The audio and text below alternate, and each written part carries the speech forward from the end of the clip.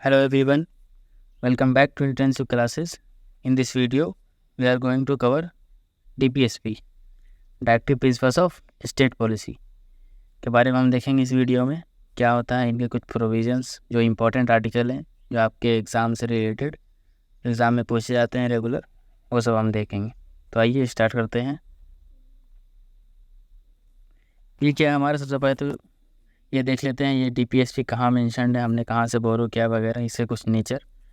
तो part four में आपका DPSP, पार्ट 3 में क्या था, फंडामेंटल राइट पार्ट 3 आपको आर्टिकल 12 to 35। ये फिर आपका आता है part 4 article 36 to 51 of the Indian constitution. तो क्या है, ये DPSP आपको पार्ट 4 में है, आर्टिकल 36 से 51 तक। Borrowed from the Irish constitution, ये क्या हमने इंडिया ने आयरिश कॉन्स्टिट्यूशन से बोरो किया, आयरलैंड से बोरो किया है, बट आयरलैंड ने स्पेन से बोरो किया था।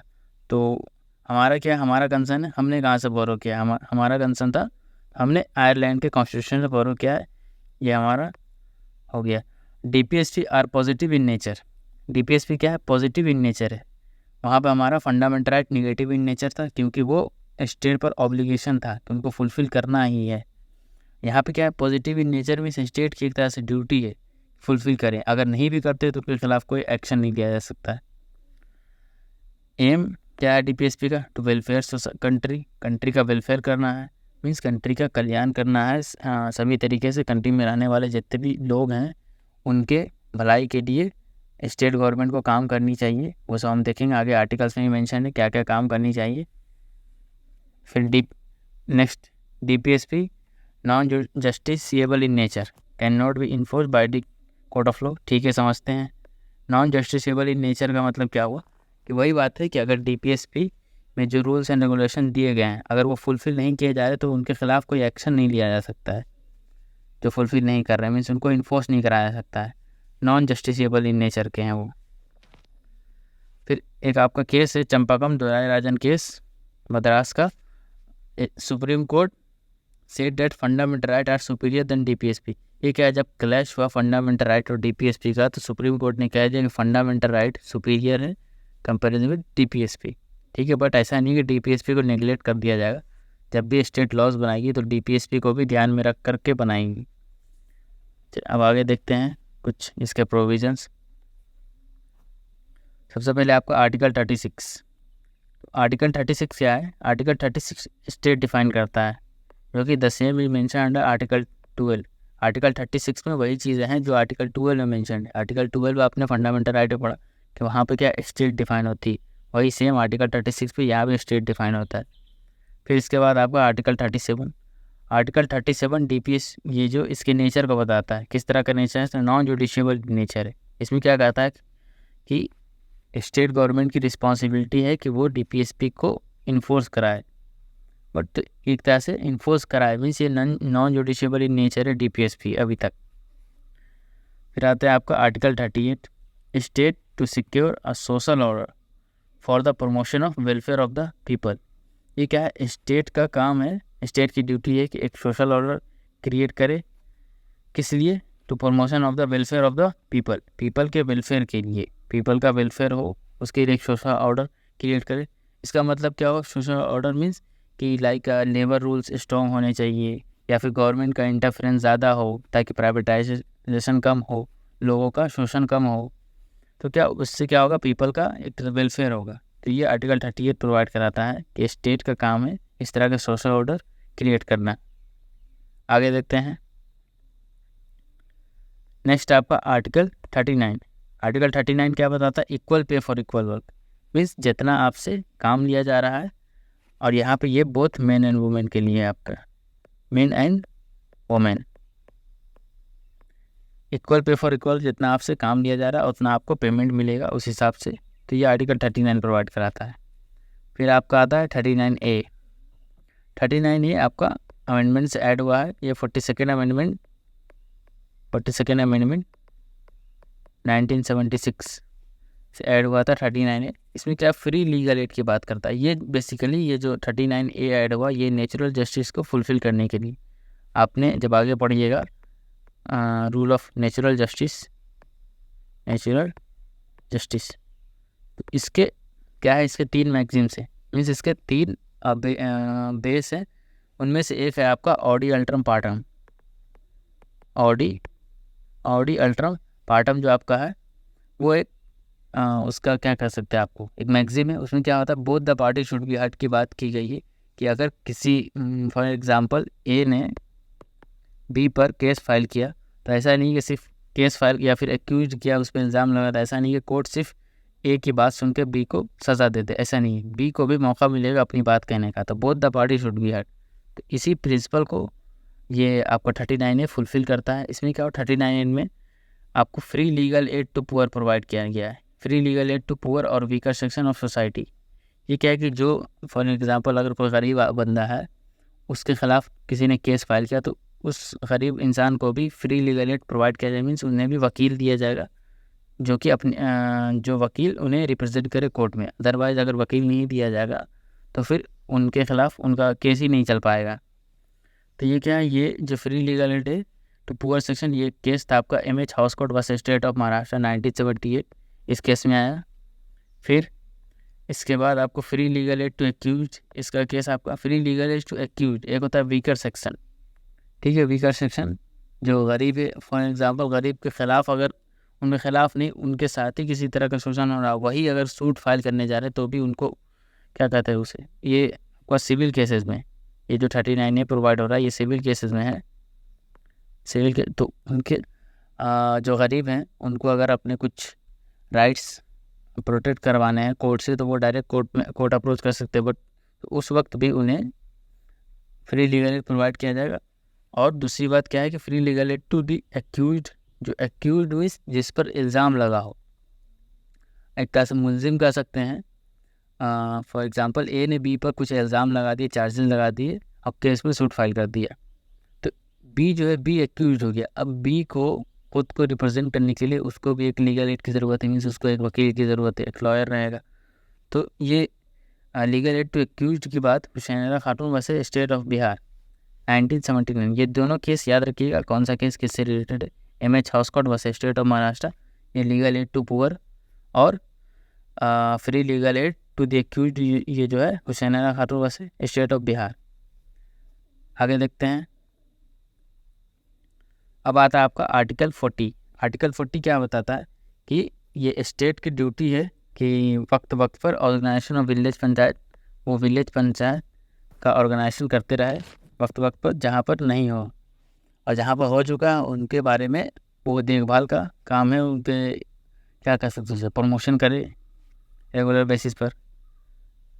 इसके बाद आपका आर्टिकल 41 प्रोवाइड द सिटीज़न को क्या प्रोवाइड कराना है, ये स्टेट की एक तरह से ड्यूटी है। मैंने स्टार्टिंग में बताया था, ये TPSP जो पूरी तरह से एक ड्यूटी है, फुलफ़िल करना स्टेट का काम है। अगर नहीं कर रही है तो ऐसा कोई क्राइम नहीं कर रही है, अगर फुलफ़िल नहीं कर रही है तो ठीक है, उनके खिलाफ एक्शन नहीं लिया जा सकता, बट उनकी एक ड्यूटी है। फॉर एग्जांपल आपको फंडामेंटल ड्यूटीज़ प्रोवाइड की गई, तो फंडामेंटल ड्यूटीज़ आप फुलफ़िल कर रहे हैं, अच्छी बात है।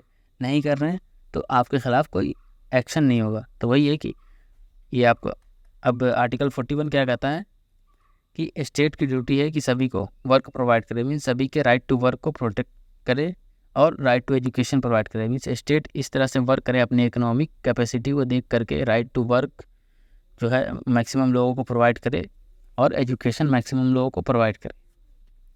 फिर आपका आता है आर्टिकल 44।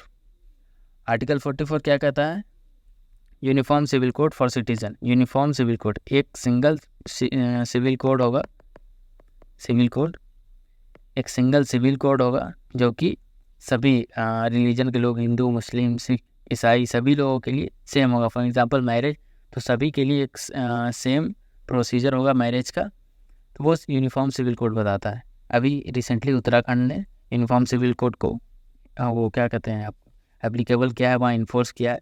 तो ये क्या स्टेट की ड्यूटी है वो करे यूनिफॉर्म सिविल कोड को, अगर वो कर मीन्स अगर इसे इन्फोर्स कर देता है तो फिर वो एक तरह से ऑब्लिगेशन हो जाएगा। फिर अगर वो आप लोग उसका इन्फ्रिंजमेंट कीजिए, वायलेशन कीजिए, तो फिर आपके खिलाफ भी चार्जेस फाइल होंगे। इसके बाद आपका आता है आर्टिकल 44। आर्टिकल 44 क्या, provision for early childhood care and education to children below the age of 6 years. 6 साल से कम के बच्चों के ये अर्ली चाइल्डहुड केयर हो, उनकी अच्छे से देखभाल हो, फिर एजुकेशन प्रोवाइड किया जाए 6 साल से कम के बच्चों को। ये स्टेट की ड्यूटी है कि वो एजुकेशन प्रोवाइड करे और उनका अर्ली चाइल्डहुड केयर इस तरह का कुछ प्रोविजंस बनाए जिससे कि उनका केयर हो, एजुकेशन मिले। तो ये स्टेट की ड्यूटी है, या आर्टिकल 45 बताता है आपका। आगे देखते हैं, चलिए। फिर आपका आता है आर्टिकल 46।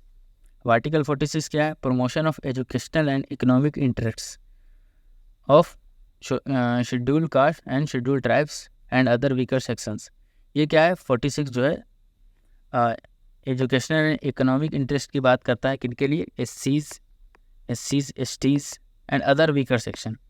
उनको क्या है, मीन्स स्टेट की ड्यूटी है कि उनके लिए एक एजुकेशन प्रोवाइड किया जाए, या इकोनॉमिक इंटरेस्ट, उनके इकोनॉमिक इंटरेस्ट के लिए भी स्टेट काम करे जो वीकर सेक्शन में है, मीन्स एससीज and STs and other weaker section जो भी लोग हैं उनके लिए। तो इसके लिए क्या स्पेशल रूल्स बना सकती है state.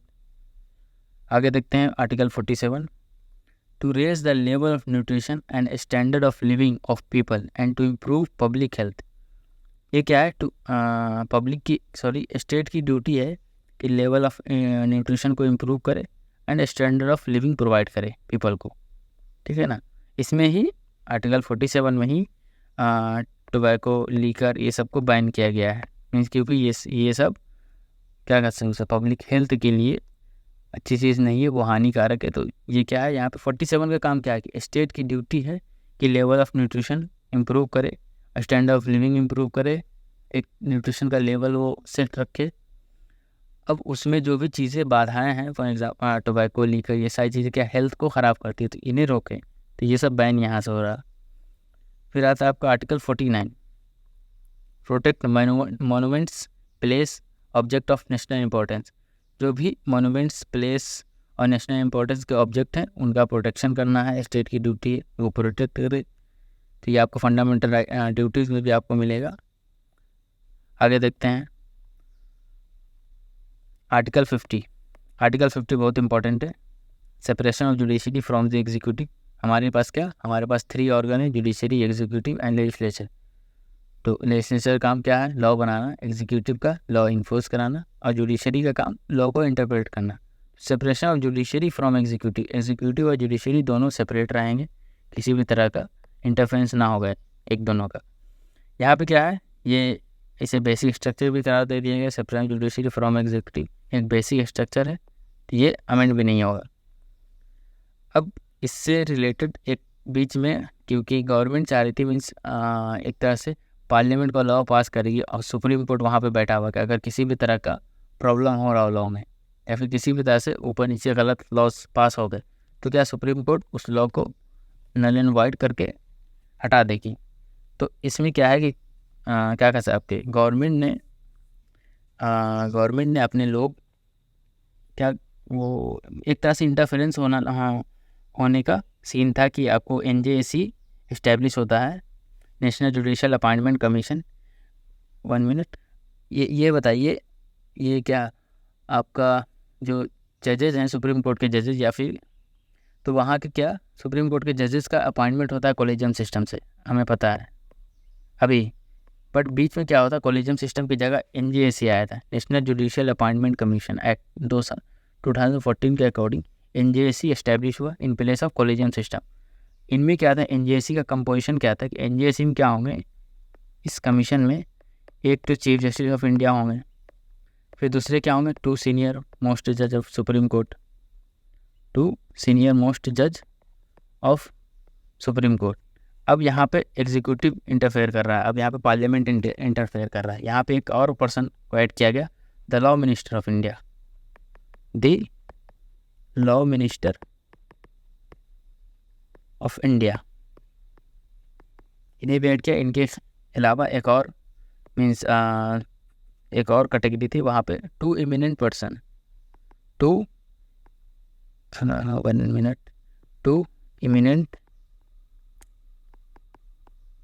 Imminent members that are chosen by the selection committee. तो ये क्या हुआ, टोटल कितने मेंबर हुए, एक chief justice of India, 2 senior most जज ऑफ द सुप्रीम कोर्ट, एक लॉ मिनिस्टर आपके, एंड 2 एमिनेंट मेंबर। तो टोटल हुए आपके 2 2 4 5 6 टोटल 6 मेंबर एनजेसी क्या हुआ आपका 6 मेंबर कमेटी बनी। यहाँ पर क्या आपके क्या वो पार्लियामेंट इंटरफेयर कर रही है अपॉइंटमेंट में। तो फिर इसके बाद आपका आता है 99th अमेंडमेंट। उस अमेंडमेंट के थ्रू फिर क्या कहते हैं आपको 99th अमेंडमेंट से एनजेसी आपका इस्टेब्लिश हुआ। 99th अमेंडमेंट से आपका एनजेसी इस्टेब्लिश हुआ 2014 में। फिर अगले साल 2015 में सुप्रीम कोर्ट ने इसे एनजेसी को अनकॉन्स्टिट्यूशनल डिक्लेयर कर दिया ऑन द बेसिस दैट कि यहाँ पे जुडिशरी और एग्जीक्यूटिव सेपरेट चीज़ें सेपरेट रहेंगे, यहाँ पे इंटरफेरेंस नहीं होगा, तो इसलिए एनजेसी को अनकॉन्स्टिट्यूशनल कर दिया गया। उसके बाद अभी रिसेंट में जो सुप्रीम कोर्ट के जजेस का अपॉइंटमेंट होता है वो आपके कॉलेजियम सिस्टम से होता है। तो कॉलेजियम सिस्टम में वो देख लेते हैं थोड़ा सा, कॉलेजियम सिस्टम में कौन कौन लोग हैं। कॉलेजियम सिस्टम में सुप्रीम कोर्ट के लिए कौन कौन लोग आएंगे, कंपोजिशन क्या है कॉलेजियम सिस्टम का। सुप्रीम कोर्ट के जजेस के लिए, सुप्रीम कोर्ट के जजेस का अपॉइंटमेंट के लिए एक सीजीआई रहेंगे, फिर 4 अदर सीनियर मोस्ट जज of the supreme court, senior most जज। टोटल 5 मेंबर कमेटी रहेगी, एक chief justice of India and 4 other senior most जज ऑफ द सुप्रीम कोर्ट। उसी तरह से हाई कोर्ट के लिए थोड़ा सा डिफरेंस है। हाई कोर्ट में chief justice of that particular high court and plus 2 other senior most जज, ठीक है, 2 अदर सीनियर मोस्ट जज उस हाई कोर्ट के।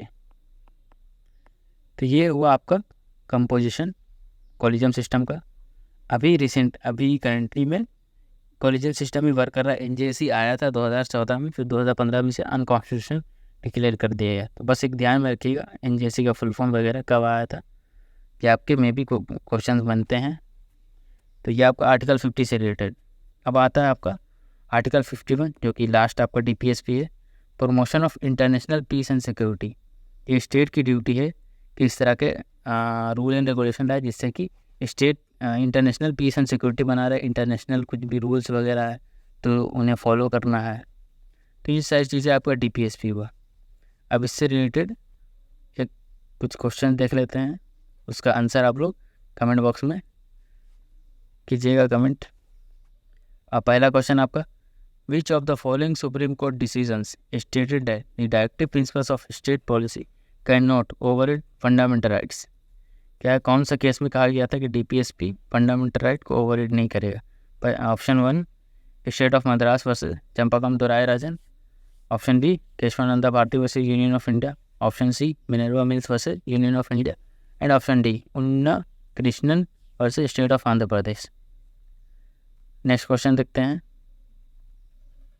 विच of the following article of the constitution is directed to establish uniform civil code.